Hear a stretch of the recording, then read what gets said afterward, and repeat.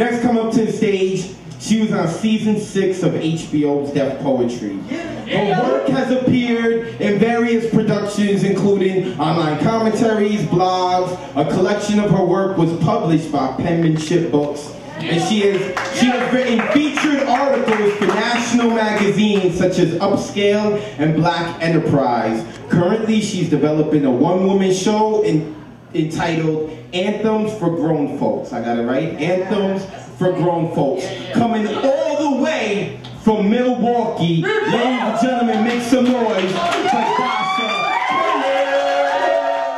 So, I always introduce this piece with comparing it to a cold, right?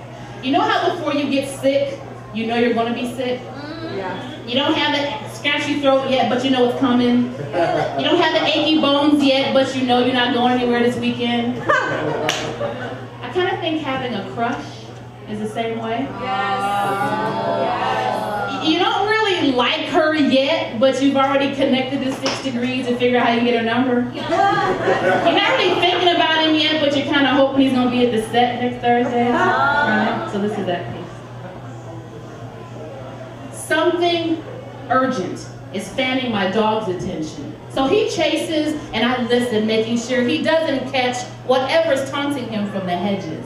I call him back to me and he comes boastful, chest inflated with domesticated adventure. And together we're grinning, slipping into that nighttime symphony of silence.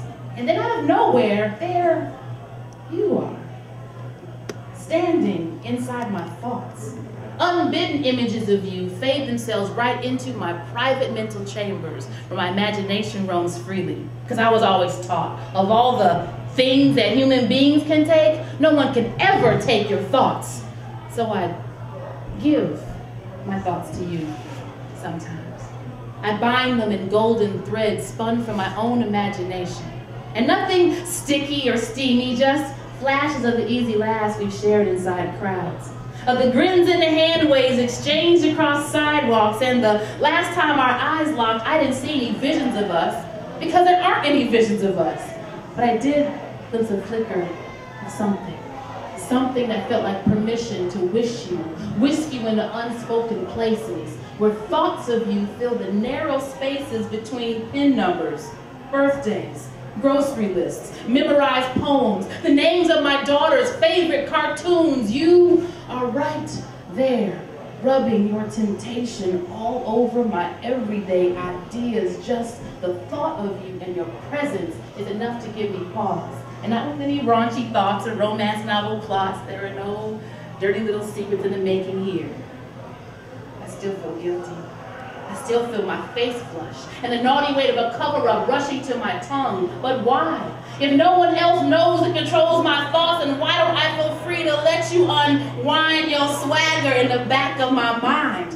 Is it my fault the thoughts I have of you just happen to be good ones? And because you're off limits, I'm not supposed to think them? I think I like your presence in my life. Your fluid movements inside of my dreams. It's like you can appear to me there as some magical, mystical being, fluting me through haunted woods to delicious wonderland places, where you'll keep a measured distance, but like fire to my skin. Speak to me in unscripted promises without addressing me at all. Instead, we translate dropped eyes and sly smiles into extended play daydreams. This is my fantasy theater, and I've invited you inside. You may not know it, but that doesn't matter. Because we were invented in the image of infinity, which is just how far I dream you being your own thoughts of me. From as far away as the ends of the earth to this moment in solitude, with me and my dog, and the rustling noise in the bushes. The quarter moon is shining, winking down at my goosebumps. You came to see me again tonight. Up here. And for the moment, you're welcome to stay. Ladies, I'm snatching this one out of our handbook. Don't be upset, not the really juicy secret stuff. This is like a cooperating graduate approach. Fellas, you need to understand what we're thinking, what we're going through. So if you need to get out pen and paper, feel free to do so now. Hold on. Having an orgasm is like catching a fly. You hear it before you see it. You're not really sure where it's coming from, that buzz, maybe behind the curtain or inside the lampshade. You hear it, and then you don't. So you go back to doing whatever it was you were doing. Folding, scribbling, pumping, nothing complicated, just what you do. And then you hear it. So now you're focused.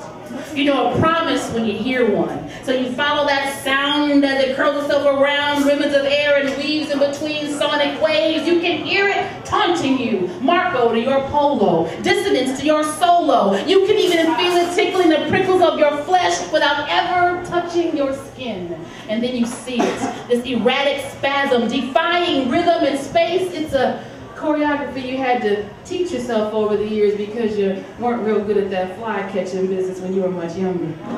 When you were younger, it was all wild flailing and crazy swinging, chasing around tiny flies with newspapers, envelopes, raggedy house shoes, whatever you get your hands to, until the dignity melted into exhaustion and you resigned yourself to simply wait, praying that bliss might find its way to your toe, land on your shoulder, or God help you, kiss the inside of your thigh.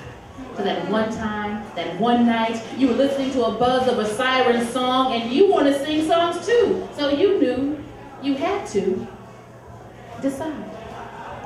Decide. With that one action. It's like someone releases red droplets of ink onto naked strips of rice paper. Rich color pouring towards your untouched stretches. Dragging itself towards your untouched edges. And this is called desire. And when you have that red color coursing through your veins, you want to catch that fly.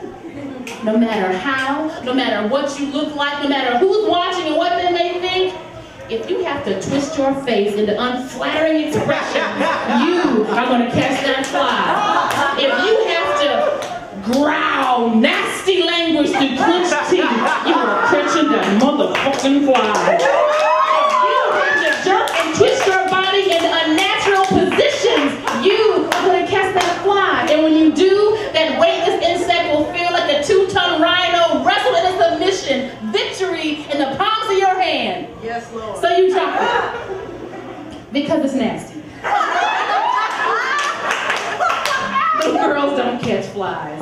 Especially not in the palm of your hand. So you drop it and raise a white flag to every unfounded declaration of what good girls don't do. Convincing that warrior princess inside of you to ignore her Serengeti soundtrack and the taste of gazelles you once hauled between your teeth. You are a huntress by heritage, but they told you it was nasty, left you standing, and now we have these shadows crying on our bedroom walls. Their tears trying to wash away the memories of wide open freedoms and understood hunger, and we are still left standing, trying to smudge away gummy carcasses and black lace wings from the palms of our hands, trying to smudge away the nasty that they told us.